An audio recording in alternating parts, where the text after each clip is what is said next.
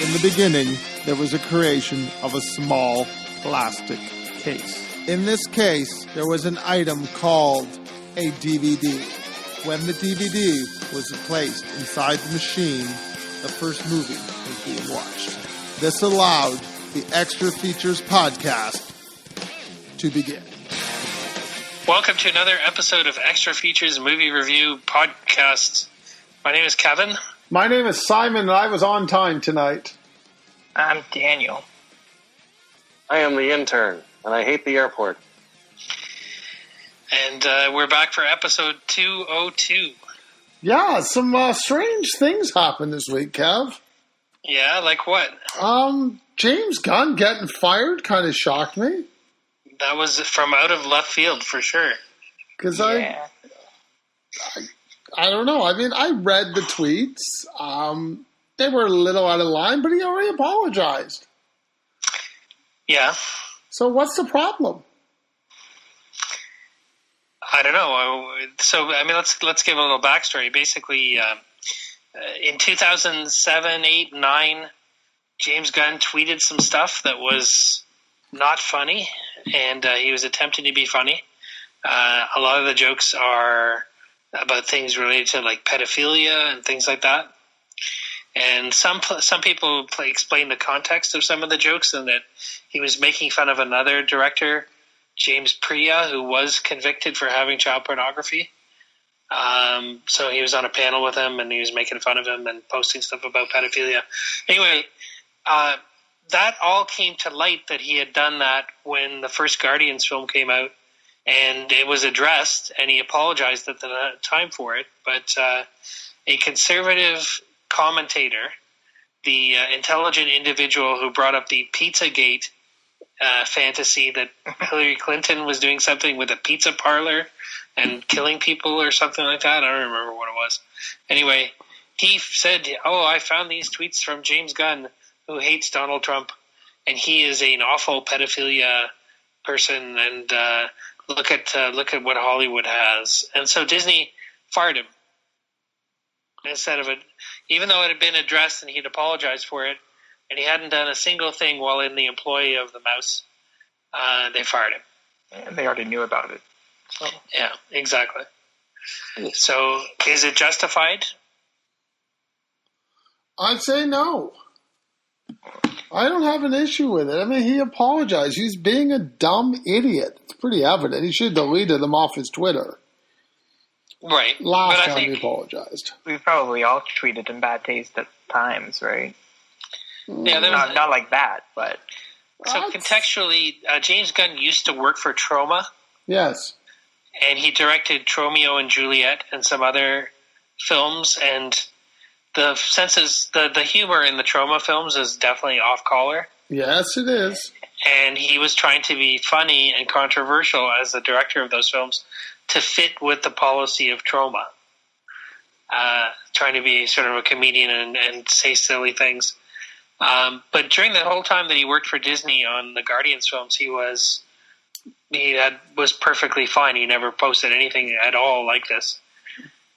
So it gets to the point where there's a big question of can a person change, and can you fire someone for something that they did when they weren't in your employ that you were already aware of? I'd argue no, you can't. You can sue them. I don't think you'd have a problem. I think he has grounds to sue them, for sure. Are you guys... I'm here. Go. I'm listening. Sorry, I'm here. Yeah. Sorry, you disappeared. Someone tried to call me on my other line here. Oh, well. I can't answer it. But, yeah, I don't know. I think I think they're wrong. I don't think they should have fired him. I think that the conservatives were getting whipped up and saying, you got to fire this guy. And I think their response should have been, you know what, we were aware of these when we hired him, and we've addressed this, and we feel that he's grown and he doesn't do this anymore. So bite us. Yeah, I agree. Yeah. I don't know. Yeah, if they already knew about it, and they're just giving in to this guy and his fan base, right? Yeah, but what's happened is that he's gone onto some conservative sites, and they've picked it up. And so the people, because he's anti-Trump, James Gunn, the conservative news sites were picking it up and saying, James Gunn, director of Guardians of the Galaxy, has tweeted some really inappropriate things. Well, it doesn't matter that these things were 10 years ago. And in context, they're pretty bad. Some things are really awful. So I just think that Disney was, or certainly people at Marvel were aware that this was in his past, as it had come up, and they had addressed it. And I think that was enough.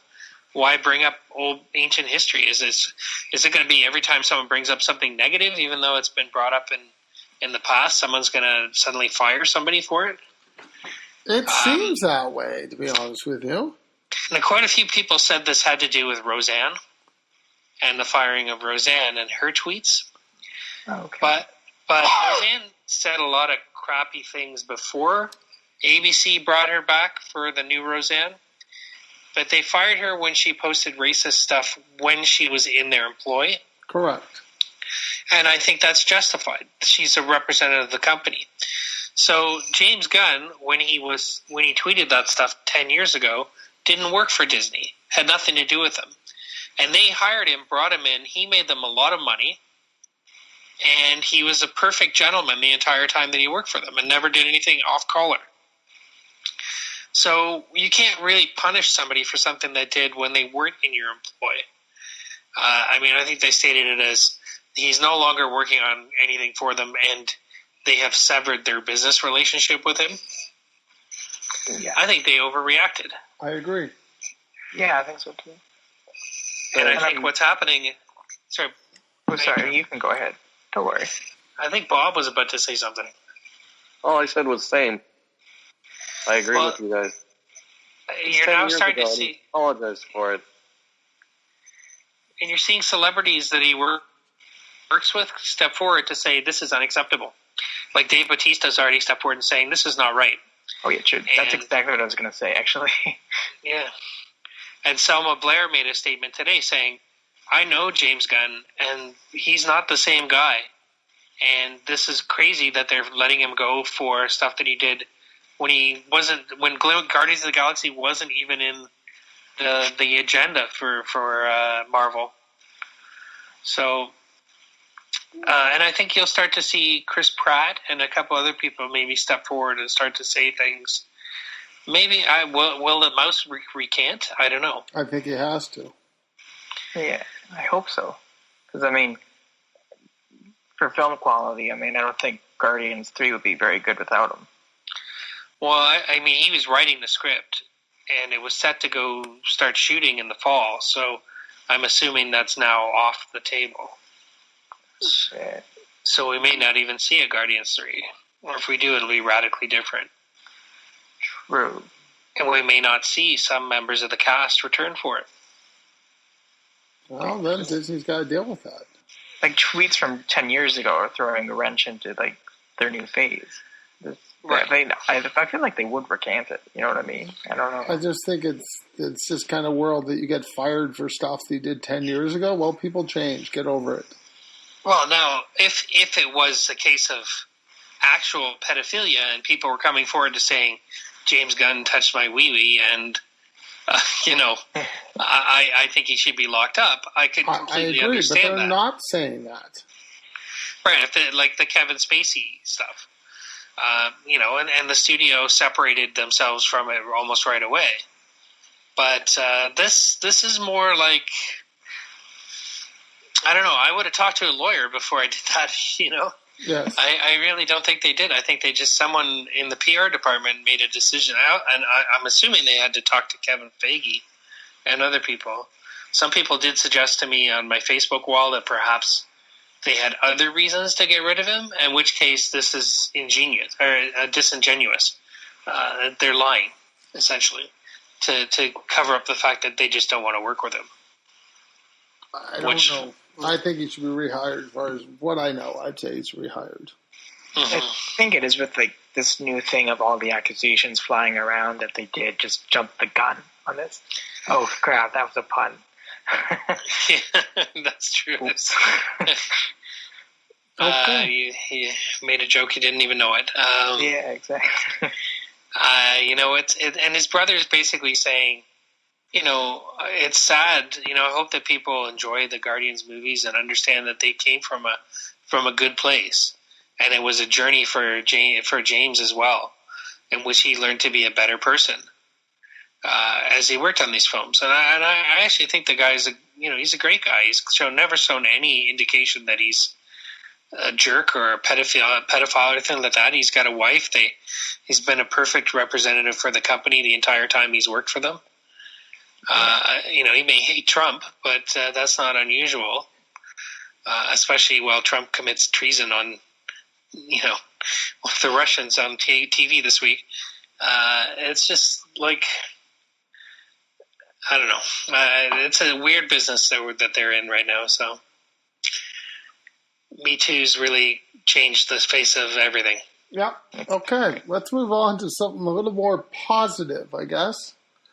All right. It's the week of San Diego Comic-Con. I think it's over now, or maybe a few hours left. I think when we're recording it now, it has just wrapped up. So a lot of trailers come out in San Diego. I mean, Kevin, you're a big trailer guy. Dan is, and I think Bob is too, to a point. So I will do my best not to listen to you guys and to discuss San Diego trailers, please. Sure. Well, I guess the big ones were from Warner Brothers, because Marvel wasn't at this one. Or at least Marvel Studios wasn't. So we got Aquaman and Shazam. And I don't know who on the team's seen those ones. I haven't. I've seen them. You haven't yet? So what did you think, Daniel? Is the Godzilla one Warner Bros. Or is that no? That's Legendary Pictures. It's Legendary, which is actually Warner Brothers puts it out, but oh, okay. It's a different. I meant more DC Universe. Oh, my bad. Okay. Yeah, Aquaman. Like, I'm not a big DC fan, but it looks pretty good. I really like the look of it, and I really like Jason Momoa too. Mm-hmm. I think he definitely is carrying the picture. This is his star vehicle. Yeah, and it's gonna be cool to see more of Amber Heard's character too. It's always cool to see more of Amber Heard. Exactly. And yeah, for Shazam too, like I love what they're trying to do, like the comedy, and it's like it's basically. I think it came before Big, but it's like if it's like Big was a superhero movie, right? Yeah, basically the concept is back to the 1940s. 41, I think, or 40. Okay. What struck me about both of these trailers is it looks like they're having fun. I mean, that's one thing that a lot of the DC Universe films up to this point haven't really had. That it's fun to be a superhero. There's something to it. You have powers, and you're exploring, and there may be other responsibilities in the case of Aquaman as a potential king of the Atlanteans and all that stuff. But he relishes his power and his abilities. And Shazam is basically, what if a kid had the ability to like a teenager had the ability to transform into an adult with superpowers. And, fun little bits where he can fire electrical bolts. He's walking through a mall and your phone's charged. And then one guy's phone blows up. Little bits. Looked like a lot of fun. Now that I'm thinking about it, I think I only saw the 1 minute version of Shazam. Oh, okay. You should look into watching the 3 minute one. Because I love the part where he's like, "Sup, I'm a superhero," and they're coming out of the little corner store. You're what is it? His friend says you're bullet something. Oh, you're bullet. He says, "You're bullet impervious." And he goes, "You mean I'm bulletproof?" Hell yeah. Right on. He goes, "You guys are dead." And then he apologizes for breaking the guy's window with a case of pop. And they're chugging there. What's that? Doritos. Simon can't hear. Simon's out. So, Godzilla, King of the Monsters. Did you see that one?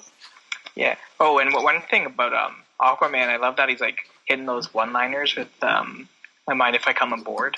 That was kind of funny. Yeah, that was a good moment. Yeah. For Godzilla. What did you think of Godzilla King of the Monsters? See, I just watched the trailer once, but I love like the music that they have going through it.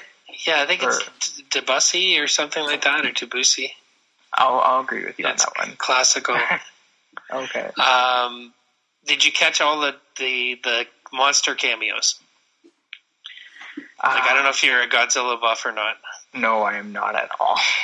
Okay, because we see in the trailer, we see Godzilla, but we also see Mothra. Oh, that's what its name is. Okay. And we see Rodan, which is a giant bird-like creature. And for just a split second, and we see him in ice, and then we see him out, King Ghidorah. There's like a three-headed dragon type of dinosaur. Oh my God, King of the Monsters. I guess I need to watch this trailer again. Wow.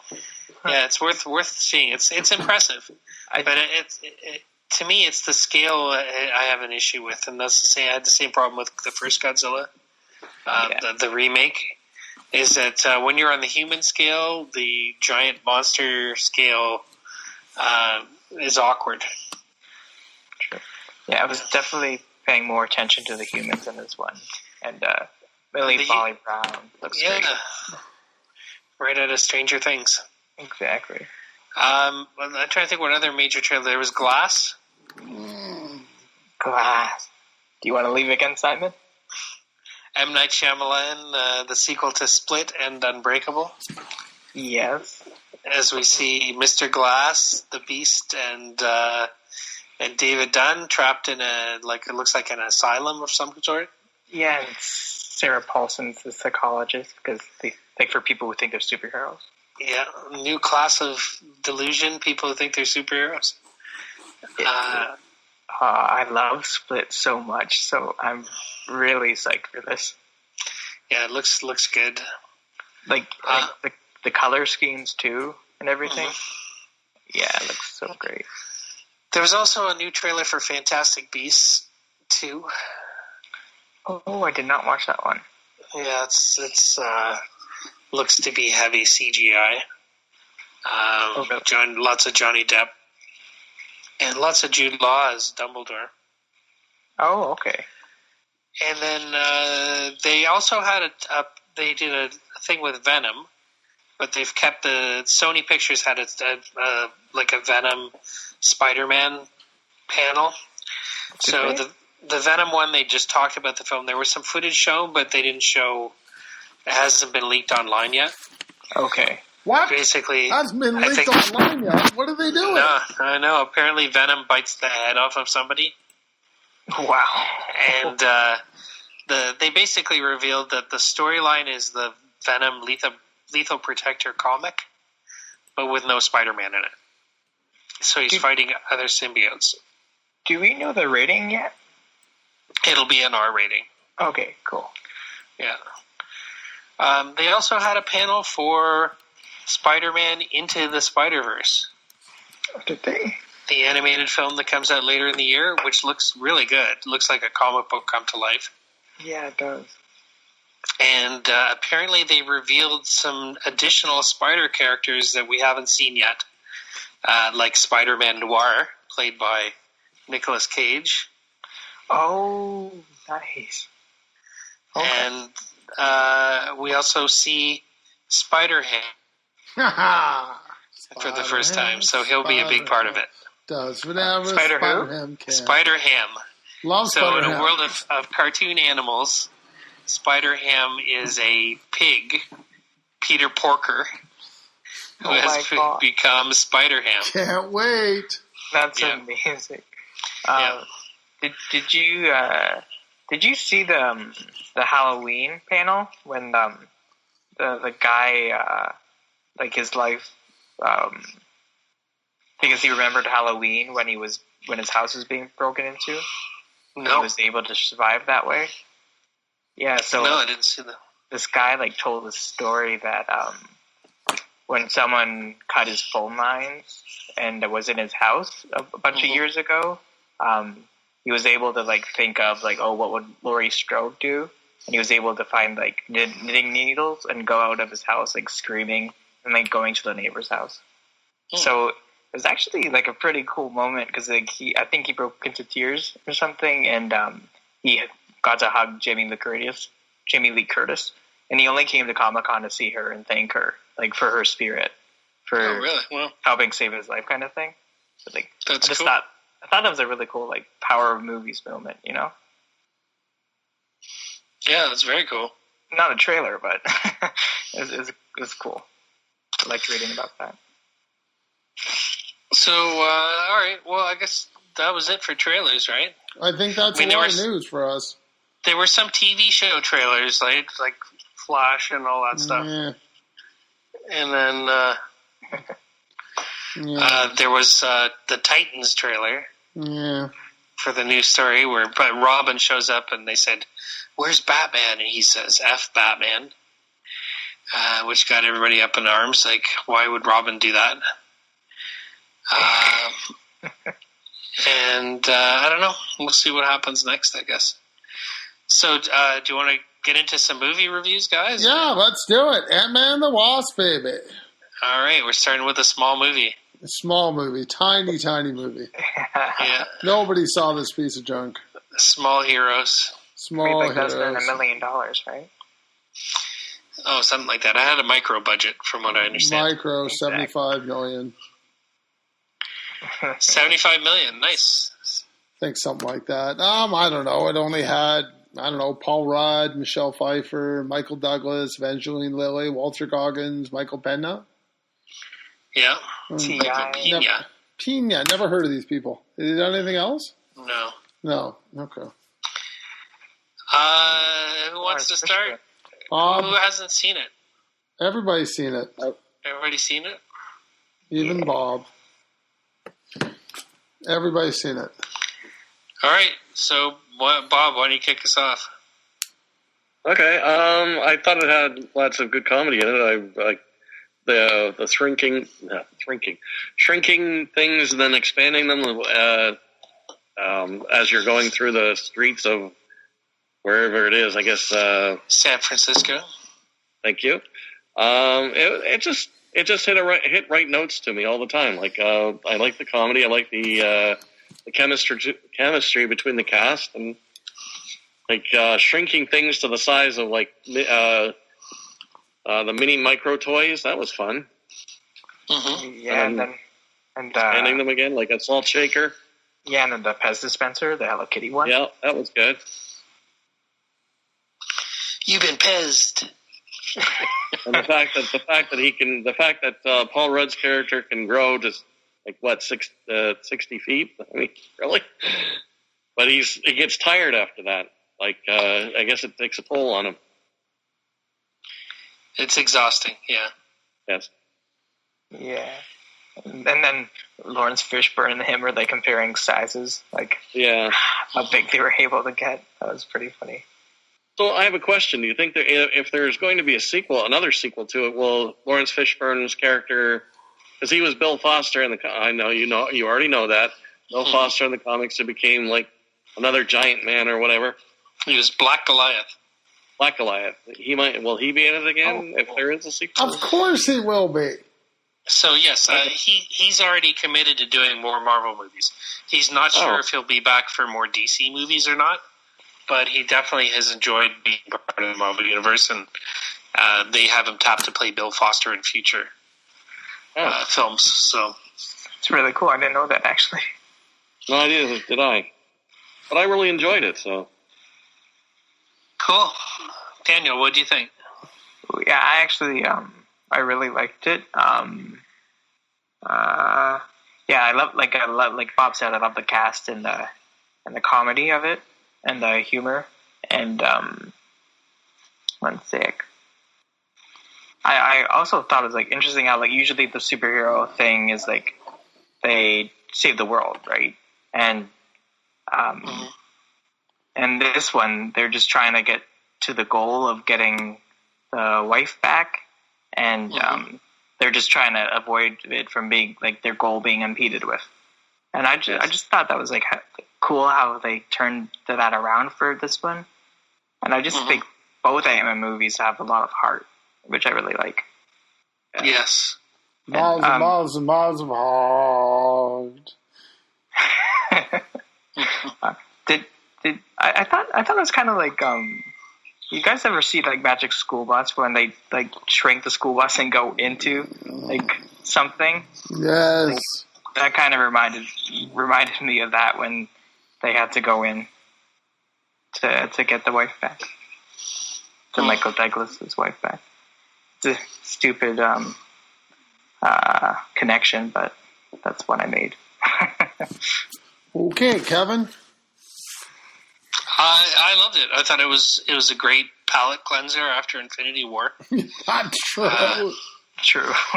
Infinity War was so much and so little time, even though it was a 2.5-hour film.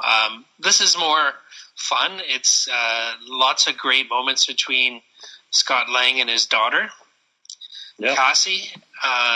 Sure. Lots of humor there. I think we talk about character growth. And I think that there's a lot.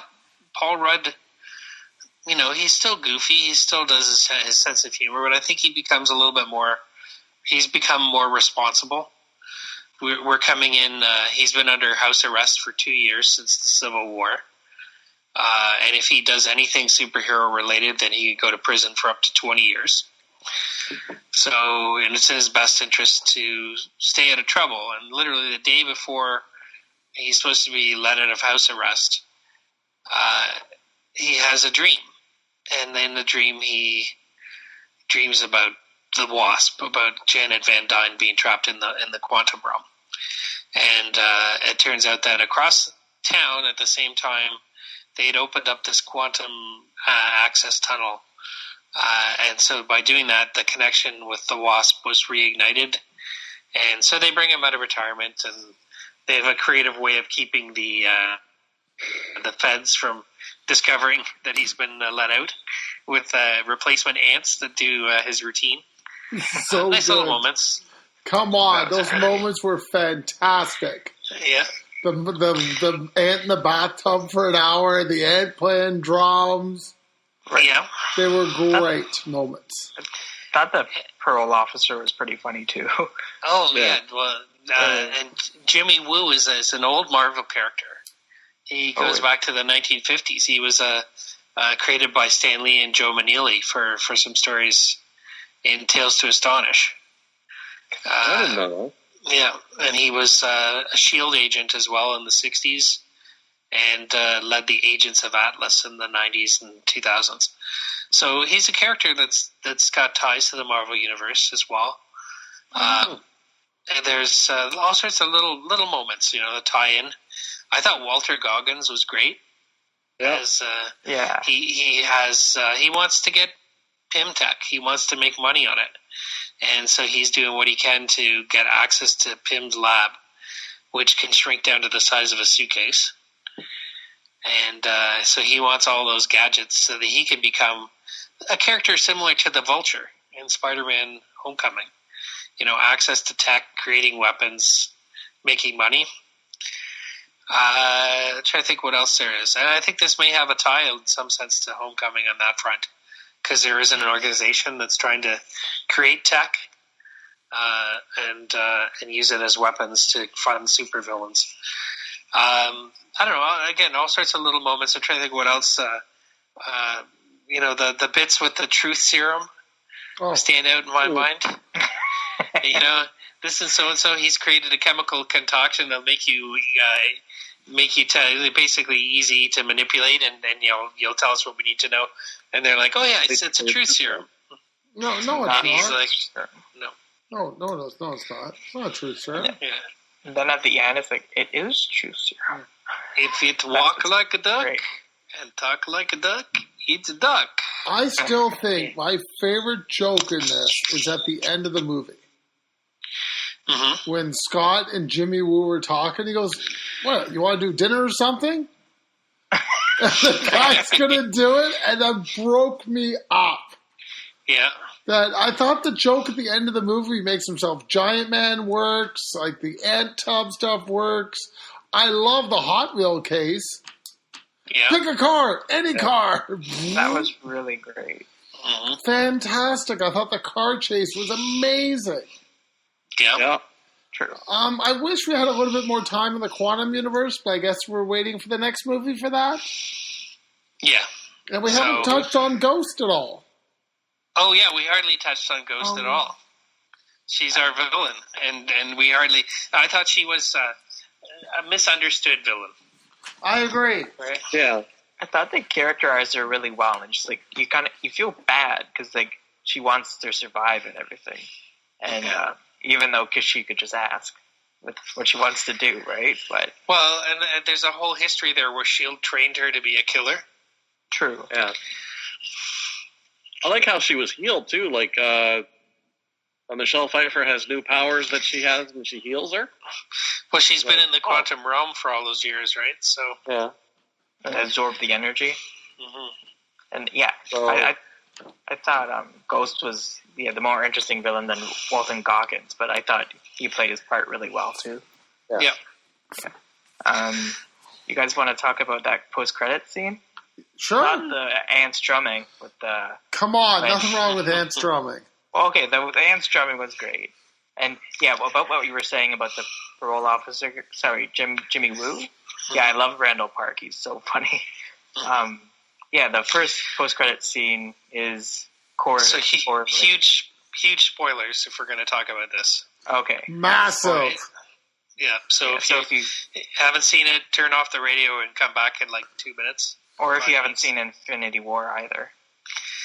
Well, yeah, I think if you haven't seen Infinity War, it's your own problem. Yeah. True. Simon, you're very faint. I'm good. I'm here. Okay, but when you talk, you're very faint. I'm weird. I can't help you. I don't know. I'll turn my mic up. There you go. It's up now. So I'll talk about the first post-credit scene. Ooh, now I can hear my echo. Yeah, Now we're well, good. you guys told me to turn it up, so I did. So Scott is going into the quantum realm to get energy for ghosts. Yes. And so as he's there and he's about to come out, Hope, it's Michael Douglas's character, Hank, and Michelle Pfeiffer's character. Thank you, Janet. Yeah, so they turn into ash and disappear after Thanos snaps his fingers, and Scott's stuck in the quantum realm. Right. Which was really, really cool. And thankfully, Janet says, "Watch out for those time vortices, because if you get stuck in one of those, we can't help you out." Uh-oh. So I wonder, do you think that somehow time travel will be involved in Avengers 4? Of course it will be. Mm-hmm. That's going to be cool. Guaranteed. I saw a picture of Scott Lang from 4. I saw 2 pictures. Spoilers even further. Wow. One was he's on the street in San Francisco and there's litter and garbage all around. Like some major terrible event has happened and Scott Lang has emerged into the future. Oh. Yeah. So word is that there was a casting of a teenage Cassie. That 10 years have advanced in the Marvel Universe after the snap. Okay. I heard about that too, yes. You know how you're ruining things I'm really trying to avoid now, are you, Calvin? Yeah, that's it. I won't talk anymore. No more talking. We're done. We all liked the film. We all gave it a good score. Let's move along. So apparently, when he's in the quantum realm and they disappear, Thanos' face can be swirling in the background.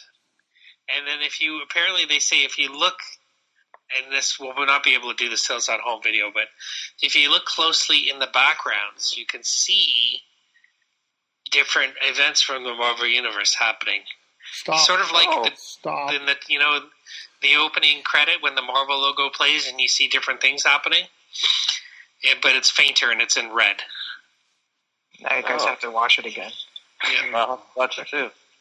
Again. Guys are killing me.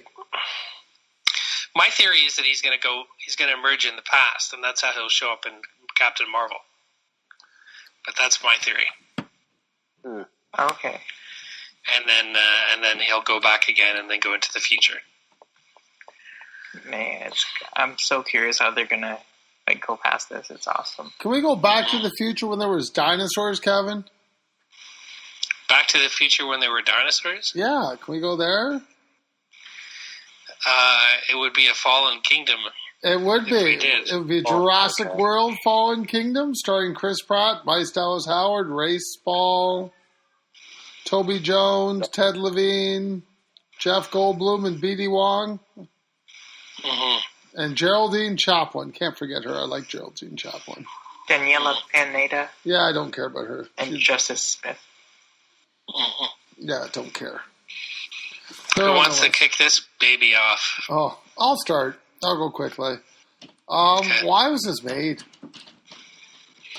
Because Jurassic World made a lot of money. I'm just getting to the point. Like, do something with this. This is not anything exciting to me. I've had enough. I like Jurassic World, the first one, and that's it.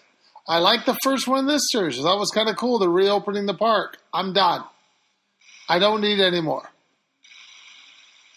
Mm-hmm. I mean, I don't buy this relationship between Chris Pratt and Bryce Dallas Howard. I didn't buy it the first one. I didn't buy it that. I like B.D. Wong. I like Ray Spall. I'm just not interested. Like, I thought the storyline was dull. I mean, it doesn't do anything for me. I'm bored. Am I wrong? No. I mean, Rice Spall's character really it was weak. Like, the villains, even in this one and the last one, aren't that great. Did you guys like it? Or because I think I might have been the only one who actually kind of liked it. But I sort of liked it. I was sort of seeing where Simon was coming from on it, but I still enjoyed it. There was different parts where they did different things. They moved it to another. The guy's mansion on is the guy that died. Grandfather?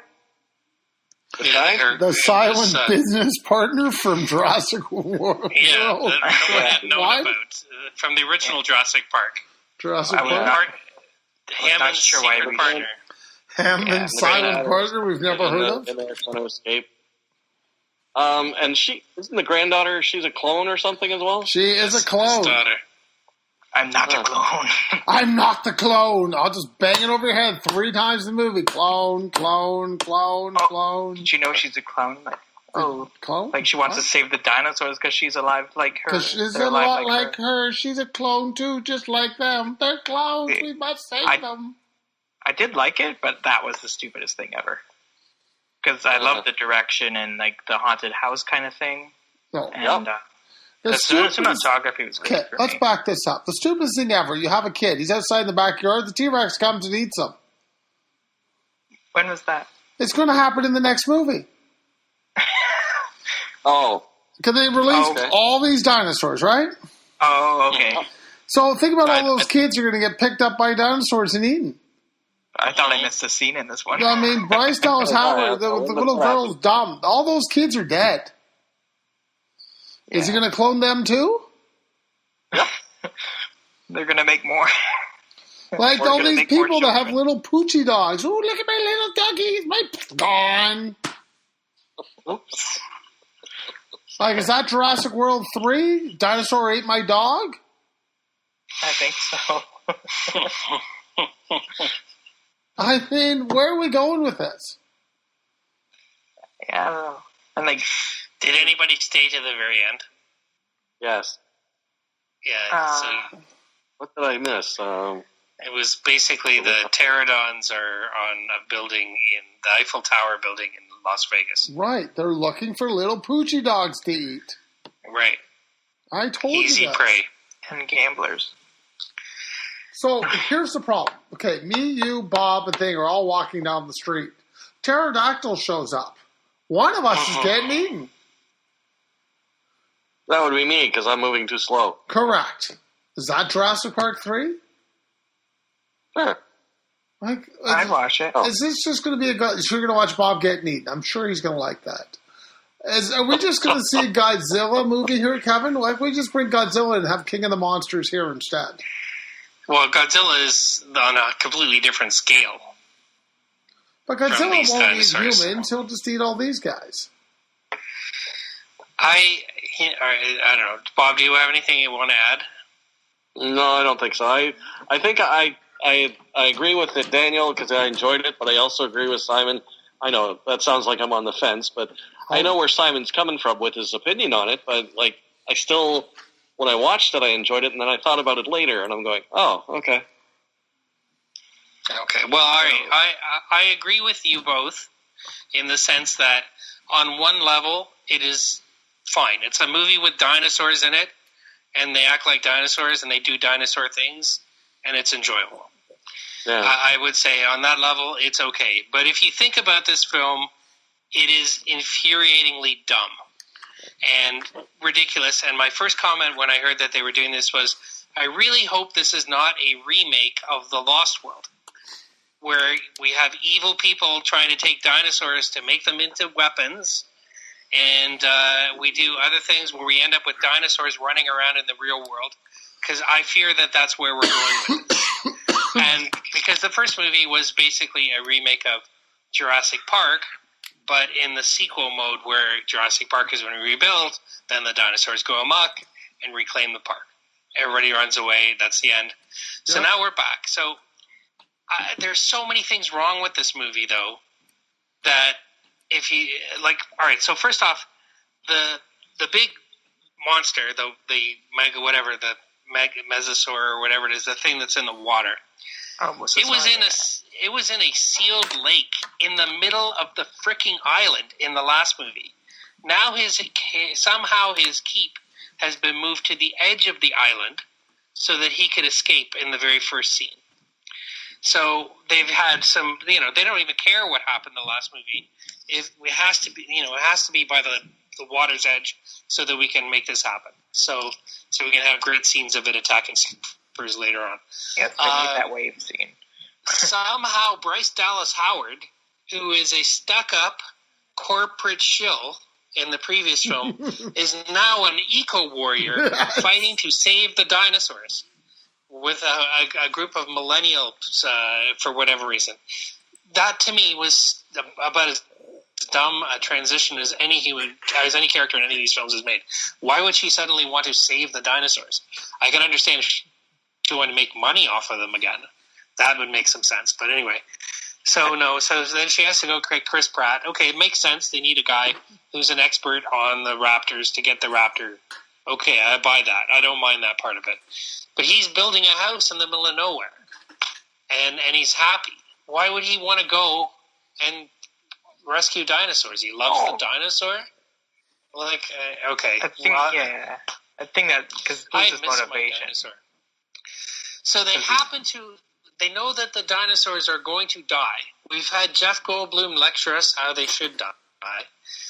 They show up right at the moment when the volcano blows up.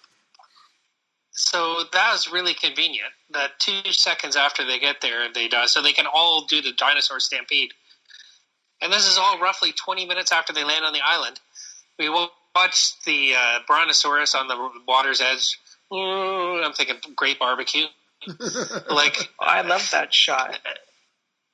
Little things like that. I'm like, going, whoa! Yeah. When it's on the shore and it's going to die because it's going to be burned up. So I thought that was cool that it closed the chapter of the island. Mm-hmm. Yeah. So I don't know. I just that whole thing. All right, fine. But I wanted more of them on the island rescuing dinosaurs. So did I. Before the Pete Postlethwaite stand-in hunter, the guy who was the murderer in Silence of the Lambs, is now the Great White Hunter. He's playing that character from Lost World now. Oh, clever girl. So then we go to this mansion for the second movie. The first movie is over pretty quickly. So now it's Haunted House with Dinosaur movie with old man who dies in his bed and clone girl on the run, and so we've rescued Noah's Ark style, like one or two of each type of dinosaur, and put them in pens in the basement of a mansion, which is pretty dumb in itself. So we're going to have an auction of dinosaurs. We've created another new super dinosaur on the ashes of the last super dinosaur that was crazy and gutted. And hey, listen, I tell you, if we're going to train dinosaurs to kill, let's make it required that you have to use a gun with a laser sight in order to direct that dinosaur to kill. Why not just fire the trigger on the frickin' gun and kill the person with the gun? Why do you need to use a laser sight to direct the dinosaur to kill? That seems very complicated to me, when you've got a bullet that will do the same job. And the dinosaur is going to turn on you anyway. You know what I mean? You're making good points. And it just it was dumb. It was like, okay, what are we going to... Somehow we have to show that you can use dinosaurs evil, in an evil way. And we had our Donald Trump stand-in auctioneer with his hair flipped up Toby and all that Jones. stuff. Yeah.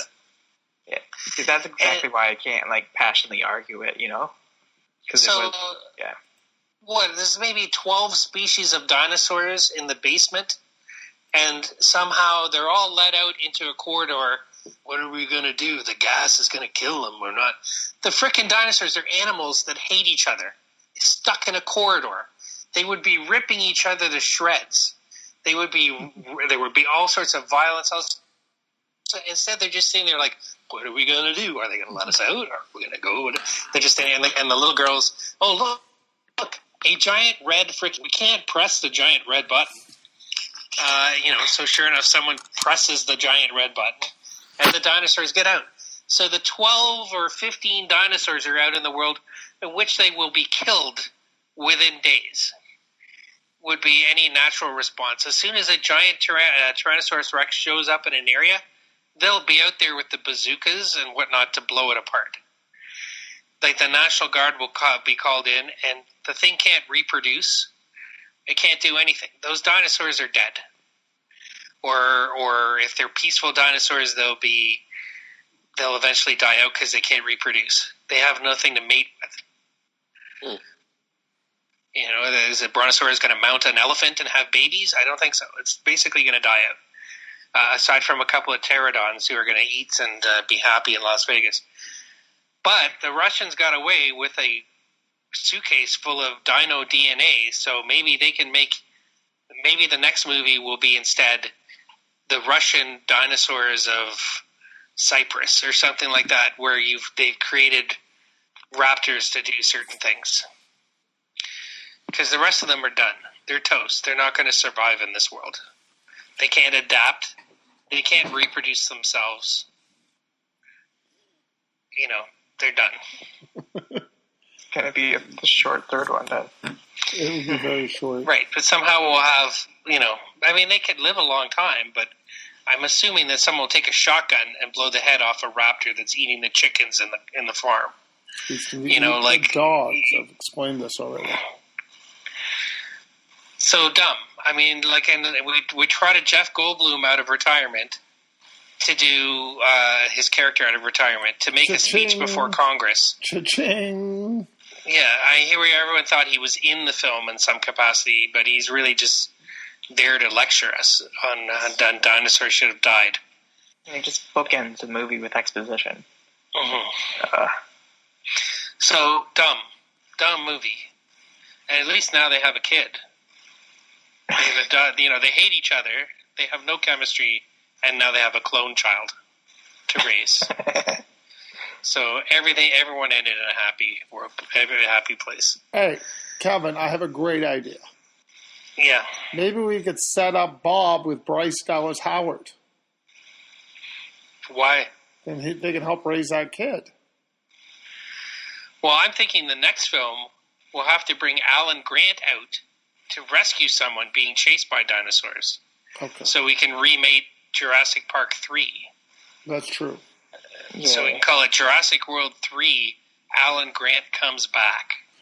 Or something like that. And he's now like an old man. And he's like, I remember dinosaurs. They're a bad idea. Okay. Like we got to stop that. Maybe he's being hunted by Russian dinosaurs that have been made in the lab. Okay. Are we moving along now? We got like 12 minutes left. You guys are killing me. So that was a fun movie. Set It Up, starring Zoe Delch, Glenn Power, Lucy Liu, and Taye Diggs, a Netflix exclusive. What did you think of this one, Kevin? I didn't watch it. Good. Moving along. Daniel, what did you think? I liked it. I liked it a lot better than The Kissing Booth, but it needed a lot more Titus from Unbreakable Kimmy Schmidt. He was there for one scene. One scene, and they got rid of Titus. Creepy Tim. Everything about him was great, though. His scenes were great. His scene was great, but I like the chemistry between Zoe Deutch and Glenn Powell, though. Of course you did. I like her. This film was boring, Daniel. I laughed. I thought it was pretty funny. I didn't find it funny ever. I think we've seen this film before.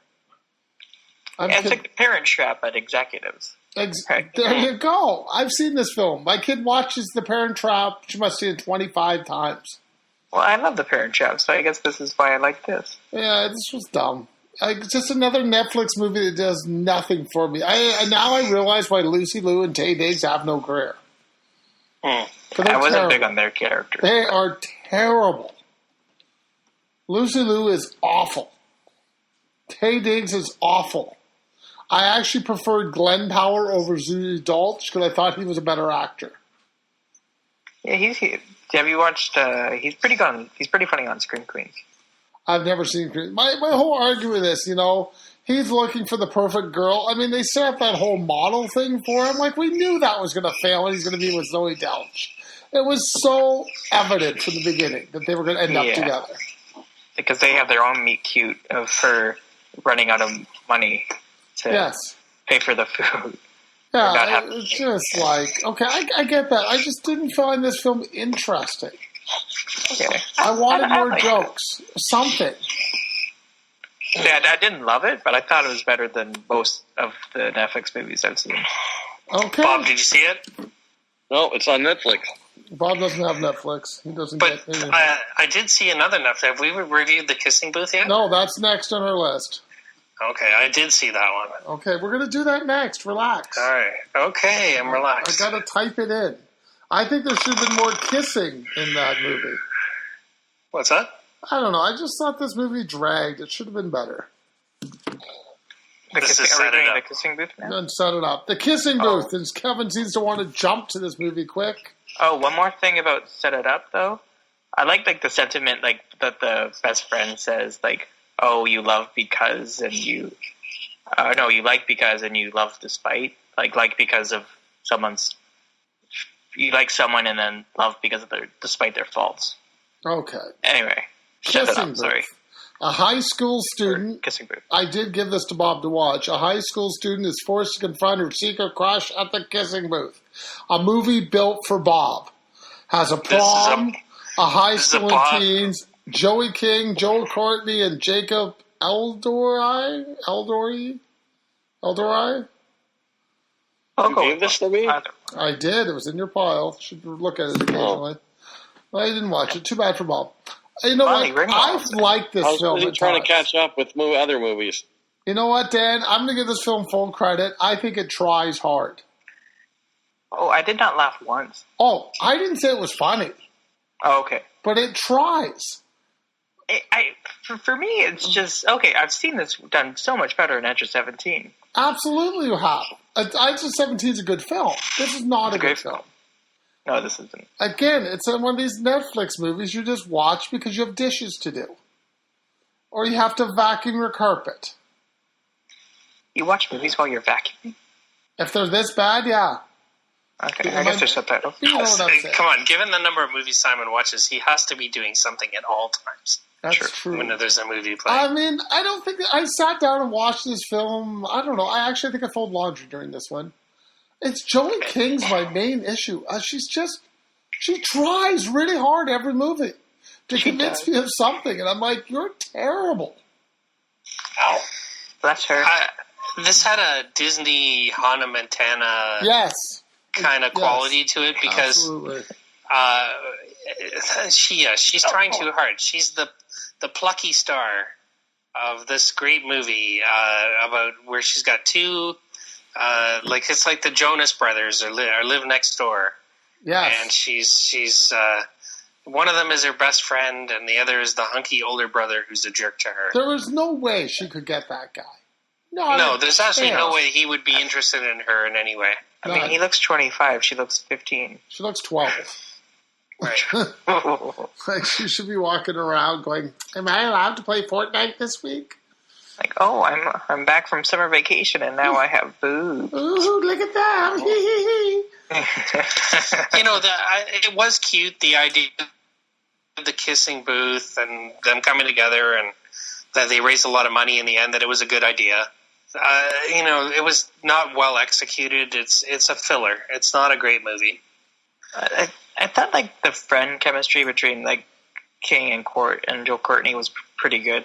That was, like, the only, like, aspect I was like, okay, this is all right, I guess. And, like, the whole falling out was fine. But, yeah, it was just not a good movie.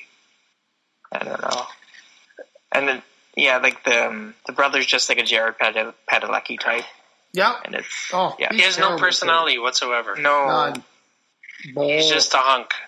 Yeah. He's actually younger than in real life, he's younger than Joel Courtney, which is kind of funny. Oh, even though he looks like he's 25. All good.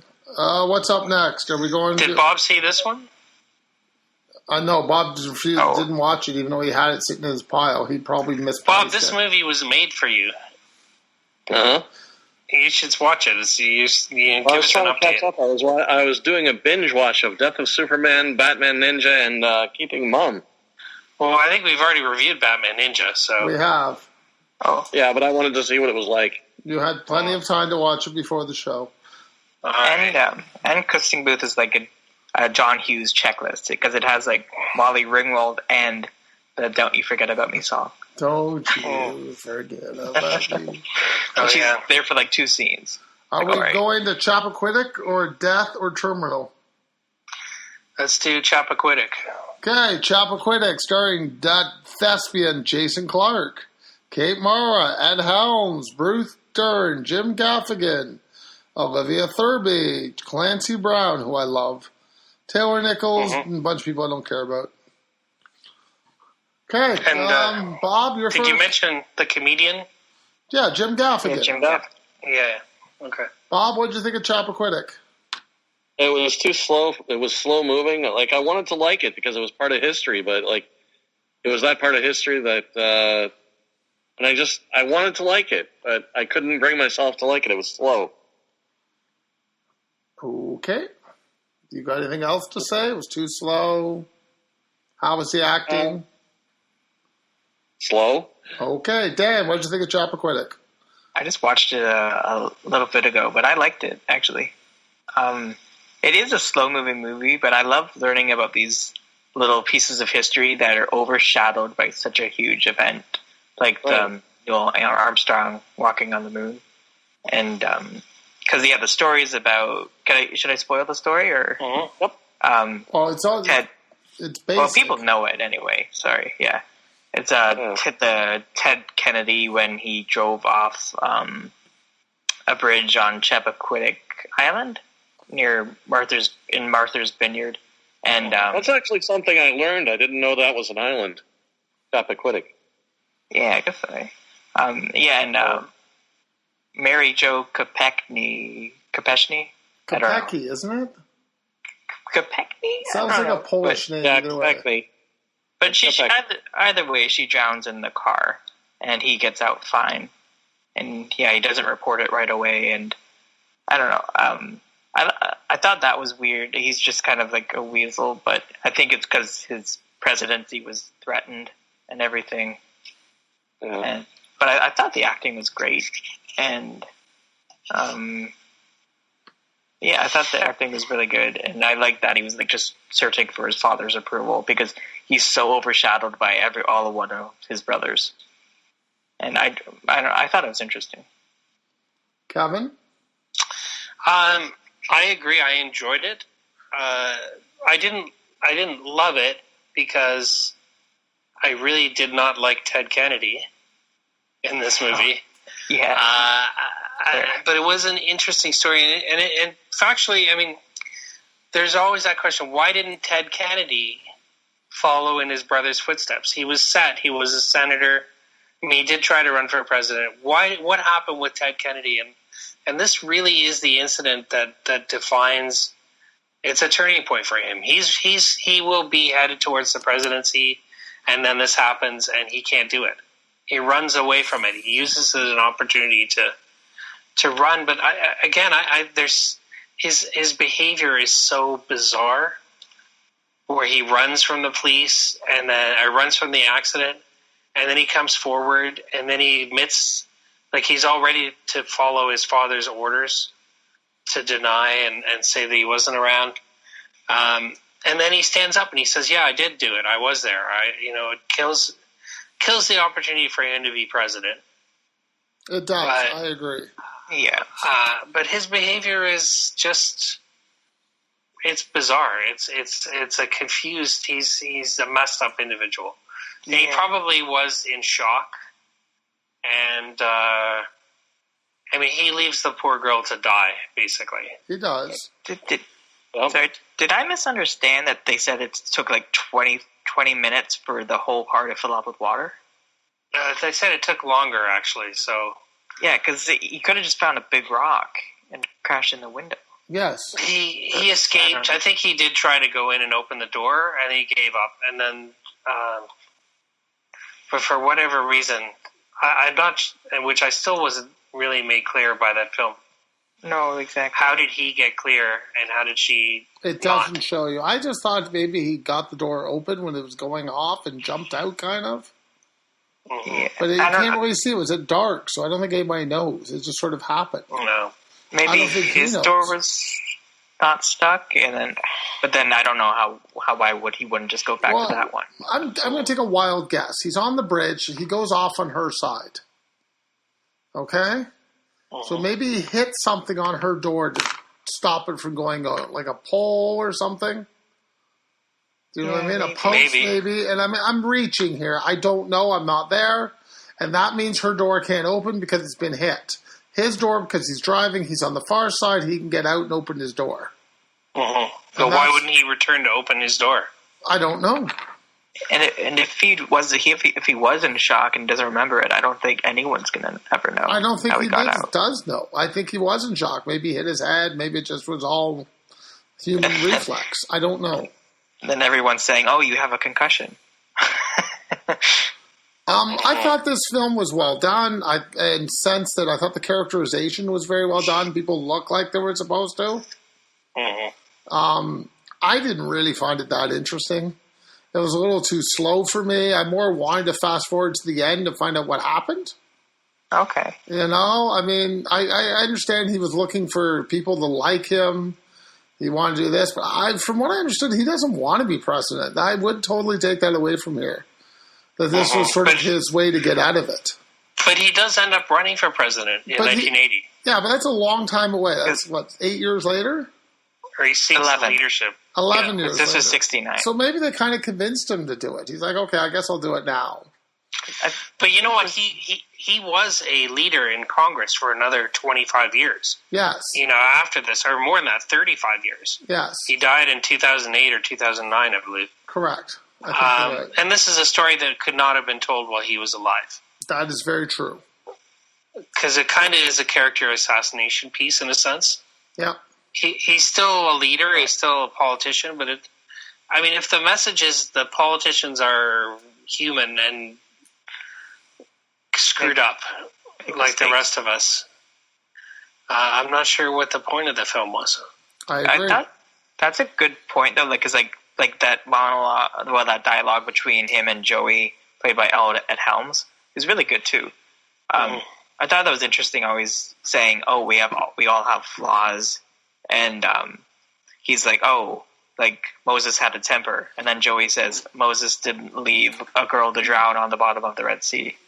I thought that was a good line. Actually, the only character I liked in the film was the Ed Helms character. Yeah, because he wanted to do the right thing, and he walks away from them all at the end. Yeah. And I think he was the one who was the most sane for doing that, right? Mm-hmm. And I was going to say something, now I forget. Okay. So I don't know. Simon, you've given your review of this, right? I have. It was, like I said, I think I gave it a 4 or a 5. It just didn't do anything. I have nothing to say about it because I don't think there is anything to say. I remember what I was going to say, though. You know, it was nice to know something I didn't know, but I feel bad for the woman because I don't think she really gets anything going for her in the film. Like, you know, like it's about... She dies early on, right? She dies early on. We don't really know much about her. We know she has parents. Ted Kennedy was having an affair with her. That's about all I know about her. Mm-hmm. Did she get a park named after her or anything? Like, who knows? Yeah, and the Ted Kennedy character is like so childish too. Like blaming Ed Helms' character for he should have known to call it in when the cops didn't show up. That was ridiculous, like, Ted. what? You gotta phone it in yourself. Yeah, and he just I think he just thinks, oh, like I'm the black sheep of the family. Everyone take care of me. It's kind of like you're kind of a little bitch, dude. Okay. We're hitting the limit, guys. We're already 4 minutes over. What do you guys want to do? One more or no? We can save for if you want, unless you want to do Death of Superman and round it off. Okay, that's fine. Let's do Death of Superman. If you do it about 6 to 7 minutes, we'll be fine. If All right, not, I'll have to cut it off. So, Death of Superman is an animated film that actually hasn't been released, but we were shown an early copy of the film. Comes out on July 25th, right? Yeah, it comes out this week. So we were given an advance copy for a review. Jerry purposes. O'Connell, Rebecca Romaine, Ruth Wilson, Rainn Wilson, Rosario Dawson, Nelson Fillin, and Shaq. So in 1993, DC published a series called like a tie-in comic through all their Superman titles called The Death of Superman, which basically this creature named Doomsday is released and nobody can stop it, and Superman in the end has a big slugfest with it and sacrifices his life to kill the monster. And so now we have a New 52 / DC Animated Universe version of those events where the Doomsday monster comes from space. He takes on the Justice League and wipes the floor with them. Eventually has a big fight with Superman, and Superman dies. that's the movie. That's the movie. And at the end, we're left, because there's going to be a part 2 with other Supermen showing up, potential Supermen. Yep. So I thought the acting was fine. It fit in well with the other movies. I actually thought the animation got better as the film progressed. Yes. I think they were actually really putting a lot into the big Doomsday fight. They were? And even that looked good. The Justice League looked great. The stuff beforehand was kind of meh. But even like Wonder Woman, like the DC animated movies lately, Wonder Woman's got like a ponytail and all that stuff. Her hair is loose. She's fighting like crazy. I like this version of Wonder Woman. I liked Hawkman. I liked John. I liked all sorts of different. I thought it was well done. I thought it was well acted, and I think it's one of the better animated films that they've done. I have to say, this is the first animated film I haven't seen in a while I've enjoyed. Wow. I absolutely love this film. It's probably I'm so strong in the voice acting. I liked the storyline. I liked it when it came out. I thought it translated really well to the screen. Yep. I thought it had nice depth to it. I'm looking forward to the next one. I like the introduction of the next 4 characters to it. Really, really like this one. For me, it's like we've seen this story before, though, in Batman versus Superman. So that's kind of why, like that's why there was also another Death of Superman one that just sort of disappears into nothingness. This is there was a Superman Doomsday direct-to-video movie that came out a few years ago, which is essentially the same story, but I think he beats Doomsday at the end. Yeah. Oh, okay. He doesn't die. Oh, okay. Yeah, this one he dies. Well, in theory, until we find out what happens in the second one. Yeah. Batman versus Superman stole quite liberally from the story. Oh, okay. And in some ways, too, like aspects were in Superman Returns. I haven't seen that one. The Bryan Singer movie. I mean, not that he fights Doomsday, but that he dies. Okay. Yeah. And the world reacts. I don't know. I think as far as these movies go, it's a great adaptation, despite its New 52 elements at the beginning. I liked Superman in this movie. He's Superman. He behaves like Superman. Best representation of Superman in a while. Mm-hmm. I have to agree. I find Superman boring. So do I. I hate Superman. Nobody hates him more than me, but I like this movie. Okay. Mm-hmm. I thought Jerry O'Connell was good though, and I thought it was kind of funny that he stole a line from one of the Fast and Furious movies, like when she's like, "Oh, are you going to wait for the cavalry? I am the cavalry." I thought that was good. Mm-hmm. It works better here though, but I thought it was kind of cheesy because they stole it from that. Did anyone find Rainn Wilson as Lex Luthor distracting? Just No. because he's Dwight on The Office. I love the way I hate The Office, so I've never watched it. So okay. So I love The Office, so that was distracting for me. No, I thought he worked well. I love his Luthor. It was perfect. Yeah, no, I like that. And he thinks, Luthor thinks he's going to save the day, and he gets his ass kicked. Yep. That is something Dwight would do. Thinking that he'd save the day and then get his ass kicked. So that's fair. And then Luthor sort of left in a leadership position at the end. Now, within a world without Superman, Lex Luthor steps up to the plate. He does. Yep. True. So yeah, I mean, so we'll see. Obviously, the four, the Eradicator, the new Superboy, the Steel, Supergirl, and then is Supergirl in this? I don't know if she's in the next one. I think it's the other one. It would be Composite Superman. What's that? The Cyborg Superman. Yeah, what's it called? Composite Superman or something? Or is that something else I'm thinking of? No, that's something else. It was Cyborg Superman. Okay. Yeah, Cyborg Superman, Eradicator, Superboy, and Steel. Yeah. But they all claim to be Superman when they at the beginning. So the question and the big mystery is which one of them is actually Superman? Because Cyborg Superman looks like him, and Eradicator actually looks like him as well. Superboy's obviously younger, and Steel is in case and so that was the big mystery in the comic. Without Superman was. Who are these characters, and is one of them actually Superman or not? Okay, are we good? Is that it? He also had the construction of the North Pole, the fortress, Solitude. It at the end there. Yeah. That I don't know. I agree with the three of you that I really liked it. It was really well done. Yeah, I thought it was fun. Did anybody buy anything before we go? Nope. No? I did not. Kevin? No, we didn't buy anything? No, I haven't bought anything.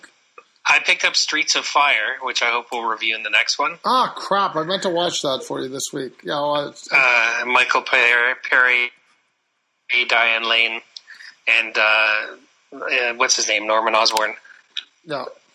Willem Dafoe. Oh. Yeah. And then I also, for $5 on digital, I picked up Die Hard. Great. Watched that this afternoon. Still a fantastic movie. Mm. And that's it. That's all I bought. Okay. If they make it... Simon forces us to watch it. Goodbye. Bye.